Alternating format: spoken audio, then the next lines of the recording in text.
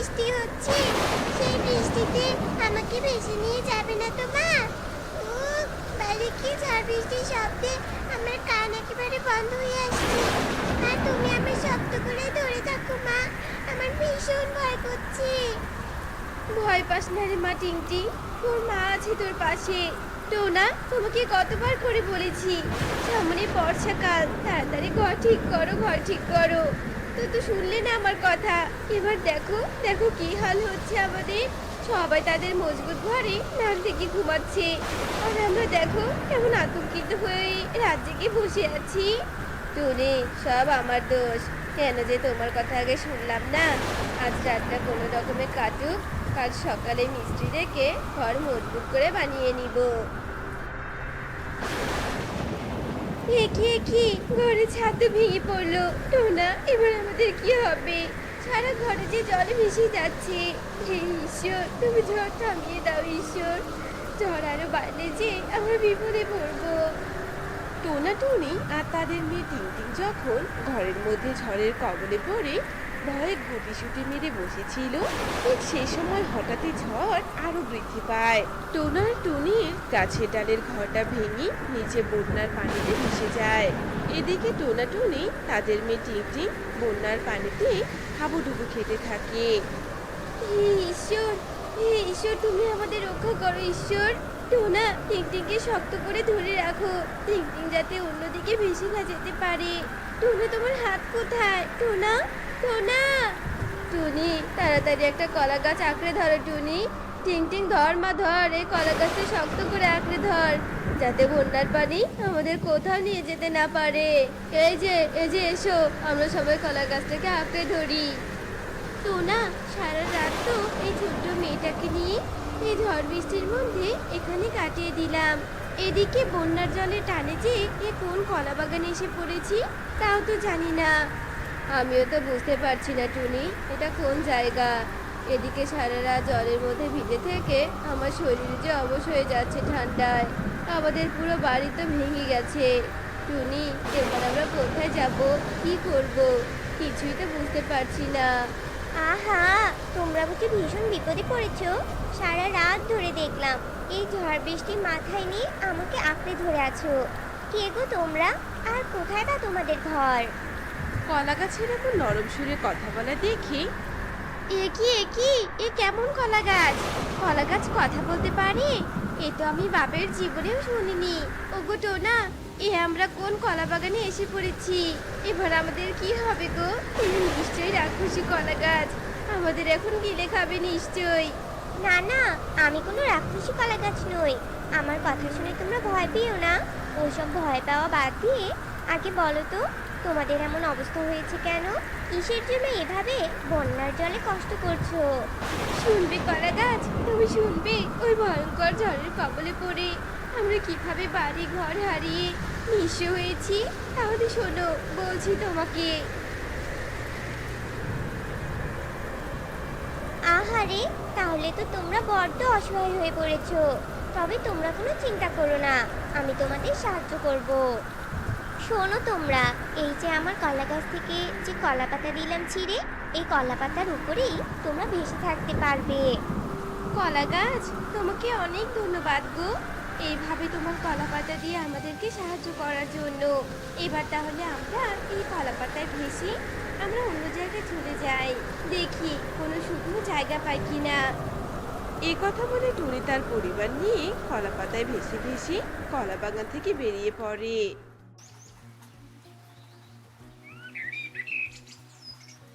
মা, ও মা, আমার খুব খিদে পেয়েছে মা, আমাকে কিছু খেতে দাও না। এভাবে কলা পাতায় ভেসে ভেসে আর কতক্ষণ থাকবো? কোথায় যাচ্ছি আমরা মা? মা গো, আমি যে আর খিদের জ্বালা কিছুতেই সহ্য করতে পারছি না। দাও না মা, আমাকে কিছু খেতে দাও। হায় ঈশ্বর, আমার এই ছোট্ট মেয়েটার ক্ষুধা এবার আমি কি দিয়ে মেটাই? টোনা গো, কলা গাছের দেওয়া কলা পাতার উপর ভেসে ভেসে তো আছি, কিন্তু আমরা যাবই বা কোথায়? যত দূর চোখ যায় শুধু দেখছি বন্যার জল আর বন্যার জল। এভাবে কি আমাদের এই কলা পাতায় ভেসে ভেসে না খেতে পেয়ে মৃত্যুর জন্য অপেক্ষা করতে হবে গো? বলো না টোনা, তুমি কিছু বলো। টুনি চুপ করো তো, আমি ওই যে ওই দূরে একটা কিছু দেখতে পাচ্ছি। টুনি, পেয়েছি পেয়েছি, উঁচু শুকনো জায়গা দেখতে পেয়েছি আমি। এবার বুঝি আমাদের কষ্টের অবসান হলো টুনি। শুকনো জায়গা দেখতে পেয়েছো? কোথায় দেখি দেখি। আরে টোনা, তাই তো। তাড়াতাড়ি টোনা, কলা পাতাকেও শুকনো জায়গায় নিয়ে যেতে হবে। আহা, কতদিন পর মাটিতে পা পড়বে। এই কথা বলে টোনা আর টুনি বন্যার জলে ভাসতে থাকা দুজনে দু টুকরো লাঠি পায়। আর সেই লাঠি নিয়ে টোনা টুনি নৌকার মতো কলা পাতাকে বইতে বইতে সেই উঁচু জায়গায় যায়। কি গো টোনা, আমরা কোন জায়গায় চলে এলাম গো? এই জায়গা দেখতে তো একদম স্বর্গের মতো সুন্দর। চারিদিকে শুধু ফুল ফলের গাছ, কোনো চিৎকার চেঁচামেচি নেই। এমন শান্তির জায়গা তো আমি আগে কখনো দেখিনি গো। কলা পাতা থেকে নেমে আগে দ্বীপের ভেতরে চলে তো দেখি কি আছে। ওই যে সামনে যে একটা আম গাছ আছে, ওই আম গাছে অনেক পাকা পাকা আম দেখতে পাচ্ছি। চলো টুনি, আগে পেট পুড়ে আম খাই। গত দুদিন থেকে আমরা কিছুই খাইনি।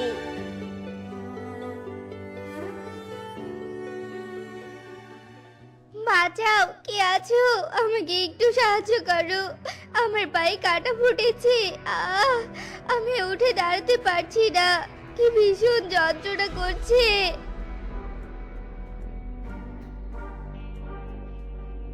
এ কি গো, দেখো দেখো টুনি, এই আম গাছের নিচে একটা পরী বসে কাঁদছে, আর তার পা দিয়ে কত রক্ত পড়ছে।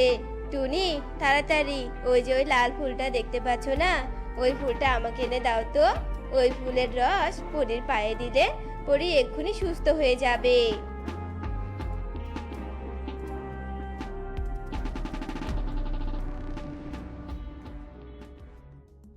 আরে বাহ, আমার পায়ে রক্ত পড়া তো একদম বন্ধ হয়ে গেছে।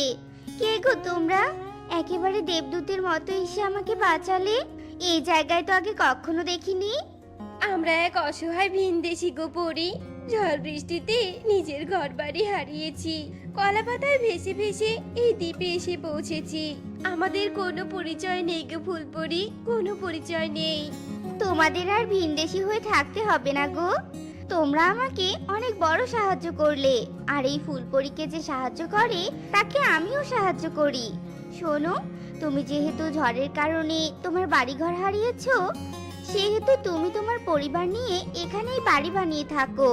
এখানে তোমাদের কেউ বিরক্ত করবে না।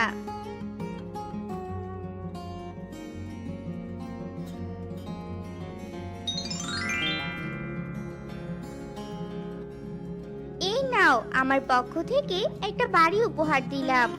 এই বাড়িতে নিশ্চিন্তে থাকো তোমরা। আর এই বাড়ির ভিতর প্রয়োজনীয় টাকা পয়সা খাবার সব দিয়েছি। আমি এবার যাই গো। হাই ঈশ্বর, এবার বুঝি তুমি আমাদের সুদিন ফেরালে। তোমাকে অনেক ধন্যবাদ গো।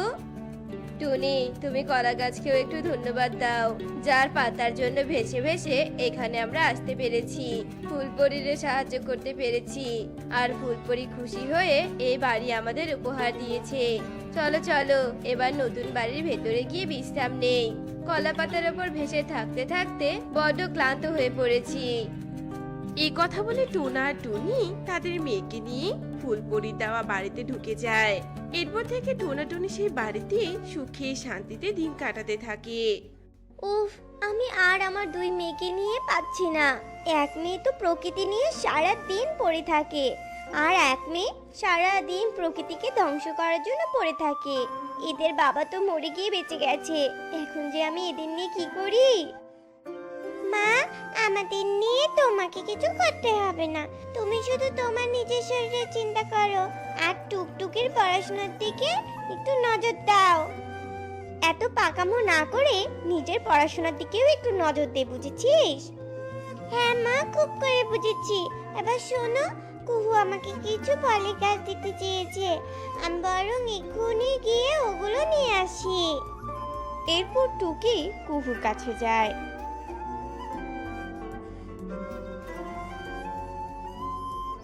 আর ফুলের চারা এনে পুরো বাড়িতে লাগিয়ে দিয়ে নিজের ঘরে গিয়ে পড়তে বসে। এদিকে টুকটুকি খেলা শেষ করে বাড়ি ফিরে আসে। ইস, এই দিদিটা আজও কি সব গাছপালা দিয়ে বাড়িটা ভরে রেখেছে, কি নোংরা দেখা যাচ্ছে। আমি এক্ষুনি এই আগাছাগুলোকে তুলে ফেলে দিচ্ছি। টুকটুকি রাগের বশে সবগুলো ফলের গাছ তুলে ফেলে দেয়। টুকি শব্দ পেয়ে বাইরে বেরিয়ে আসে। টুকটুকি, তুই এসব কি করছিস?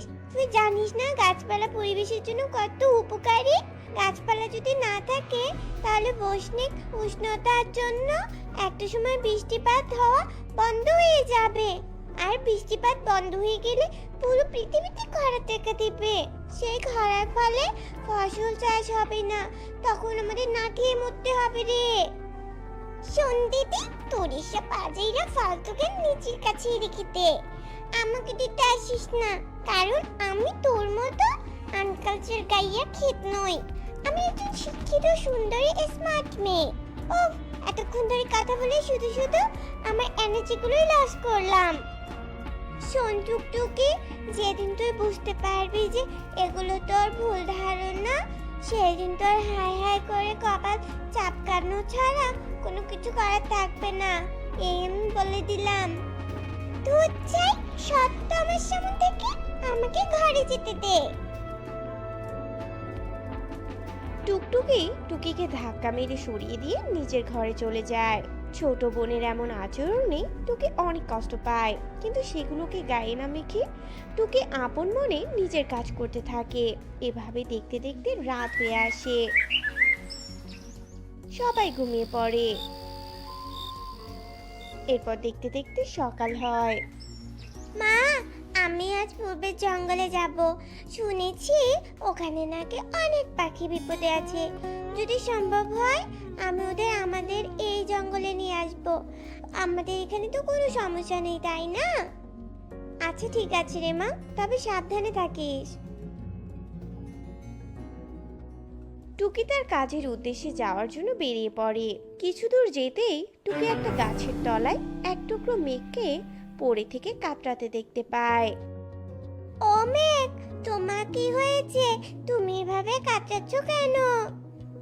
জল, আমার জল চাই। আমি শূন্যতায় মৃত হয়ে আছি। আমার কোনো শক্তি নেই, আমি আমার শক্তিকে কাজে লাগাতে পারছি না। জল, জল। দাঁড়াও দাঁড়াও, আমি এক্ষুনি তোমাকে জল খাওয়াচ্ছি। টুকি পাশের একটা পুকুরের কাছে যায় আর একটা কচু পাতা ছিঁড়ে নিয়ে তাতে জল ভরে তৃষ্ণার্ত মেঘের কাছে আসে। আর মেঘকে জল পান করাতেই মেঘের সর্বশক্তি আবার ফিরে আসে। ধূসর বর্ণের মেঘ থেকে গোলাপি বর্ণের মেঘ হয়ে যায় সেটা। তুমি অনেক ভালো মনের একটা পাখি। তুমি আজ আমার জীবন বাঁচালে, নয়তো আমাকে জলের অভাবে মারা যেতে হতো। তুমি আজ থেকে আমার ভালো বন্ধু। অন্যকে সাহায্য করতে, প্রকৃতিকে ভালোবাসতে আমার যে খুব ভালো লাগে। তোমার মতো মেয়েকে আমার বন্ধু হিসেবে পাবো, এটা তো আমার জন্য অনেক বড় একটা খুশির কারণ। তা তুমি কোথায় যাচ্ছিলে? আমি কিছু পাখিকে সাহায্য করার জন্যই যাচ্ছিলাম। তুমি কি যাবে আমার সাথে? কেন যাব না, চলো, এক্ষুনি যাচ্ছি আমি তোমার সাথে। টুকি আর মেঘ মিলে পাখিগুলোকে সাহায্য করতে যায়। এরপর পাখিগুলোকে নিজেদের জঙ্গলে নিয়ে চলে আসে। এভাবেই দেখতে দেখতে বেশ কয়েকদিন কেটে যায়। টুকি আর মেঘ সারাদিন একসাথেই থাকতো। অন্যদিকে টুকটুকি সারাদিন অন্যের ক্ষতি করত আর বোনের সাথে হিংসে করার জন্য বসে থাকতো।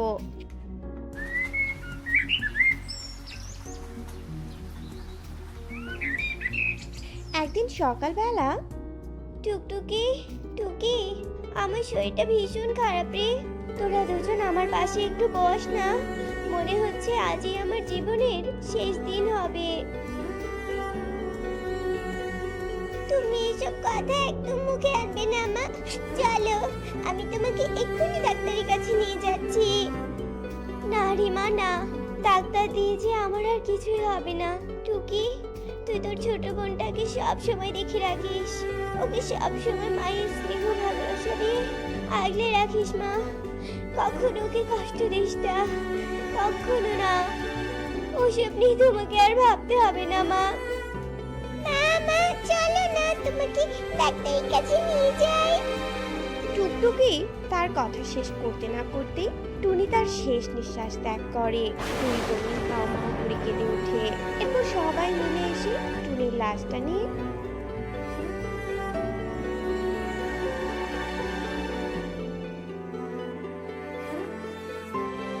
কবর দিয়ে দেয়। এরপর কেটে যায় আরো কয়েকটা দিন। টুকি আর টুকটুকি ততদিনে মায়ের শোক কাটিয়ে ওঠে। দিদি, আমার কিছু টাকা লাগবে। ভাবছি মায়ের যতগুলো গাছ আছে সেগুলোকে বিক্রি করে আমি টাকা জোগাড় করব। না রে বোন, এমন কাজ করিস না, আমি তোকে অন্যভাবে টাকা জোগাড় করে দিব। টুকি বন্ধু, বাড়িতে আছো? হ্যাঁ মেঘ বন্ধু, ভিতরে এসো।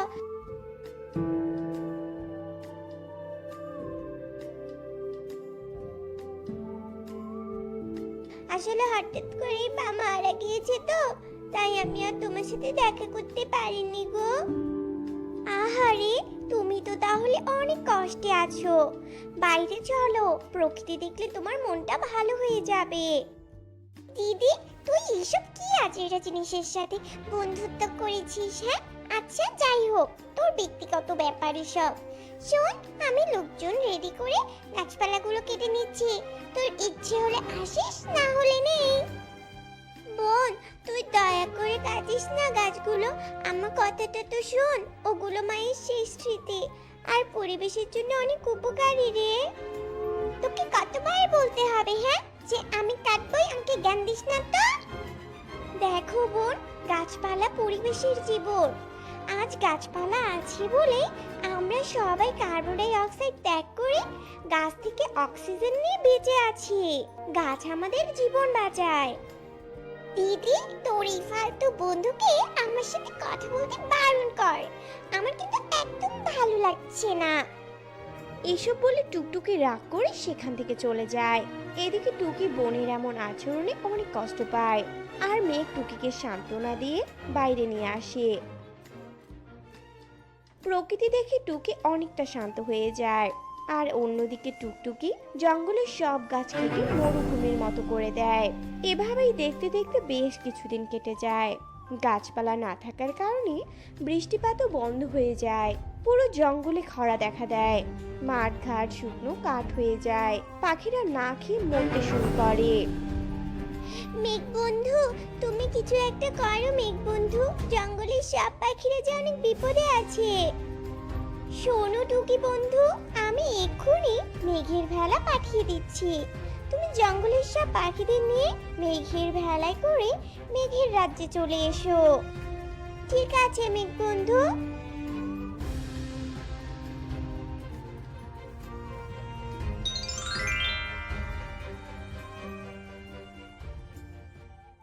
টুকটুকি, বোন আমার উঠে আয়। টুকি বন্ধু, তুমি তোমার বোনকে তুলো না ভেলায়। যদি তোমার বোন সব গাছপালা না কাটতো তাহলে আজ এমন দিন দেখতে হতো না। ওকে মরতে দাও। না মেঘ বন্ধু, তুমি এভাবে বলো না, আমি যে আমার বোনকে খুব ভালোবাসি।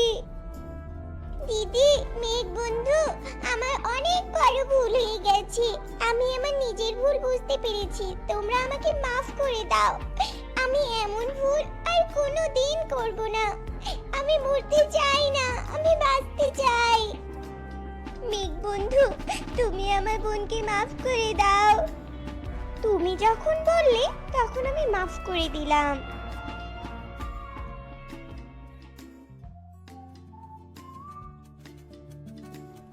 এরপর টুকটুকিও মেঘের ভেলায় করে মেঘের রাজ্যে চলে আসে, আর তারা মেঘের রাজ্যে বাঁশের বাড়ি দেখতে পায়।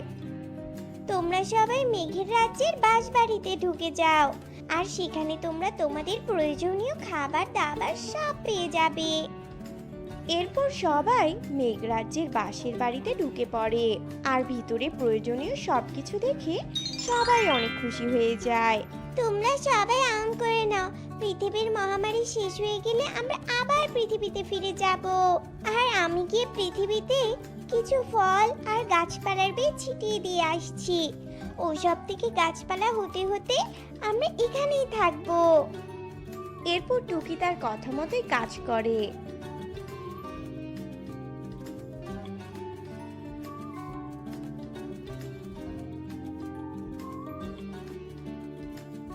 কিছু ফলের বীজ আর গাছপালার বীজ তাদের বনে ছিটিয়ে দিয়ে আসে। বন্ধুরা, গাছপালা প্রকৃতির প্রাণ। সেই গাছপালা কেটে বৈশ্বিক উষ্ণায়ন বাড়ানোর মানে নিজের হাতে নিজেদের জীবনকে হত্যা করা। তাই আমাদের উচিত গাছপালা না কেটে আরো বেশি বেশি গাছ লাগানো। প্রয়োজনের তাগিদে যদি একটা গাছ কাটতে হয় তবে তার পরিবর্তে দুটো গাছ লাগানো। আর আমাদের আজকের গল্পটি তোমাদের কাছে কেমন লেগেছে তা কমেন্টে জানাতে ভুলো না কিন্তু।